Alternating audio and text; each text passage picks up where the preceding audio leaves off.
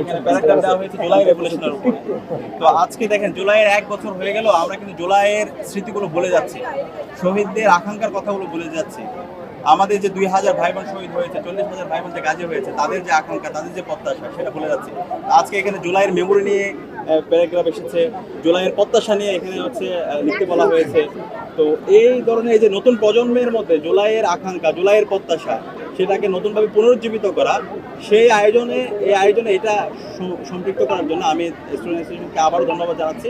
এবং আমরা আশা করব আমাদের যে কারিকুলাম, সেই কারিকুলামে আমাদের এই জুলাইয়ের শহীদদের স্মৃতিগাথাগুলো থাকা দরকার।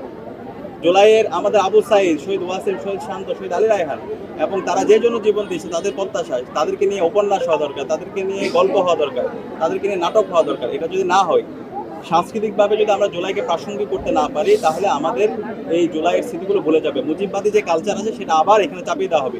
বিগত সময়ে আমরা দেখতে পেয়েছি এবং এখন পর্যন্ত আমাদের এই কারিকুলামে এই মুজিববাদী যে কালচার, সেই কালচারগুলো এখন পর্যন্ত আমাদের হিস্ট্রিতে থেকে গেছে। তো এই মুজিববাদী কালচার যতক্ষণ পর্যন্ত আমরা সফল উৎপাদন করতে না পারবো, ততক্ষণ পর্যন্ত এই জাতির মুক্তি নাই। এবং সে জায়গায় জুলাইকে যতক্ষণ পর্যন্ত আমরা প্রাসঙ্গিক করতে না পারবো, ততক্ষণ পর্যন্ত আমাদের এই প্রজন্ম তার সুস্থভাবে বেড়ে উঠতে পারবে না। তো এই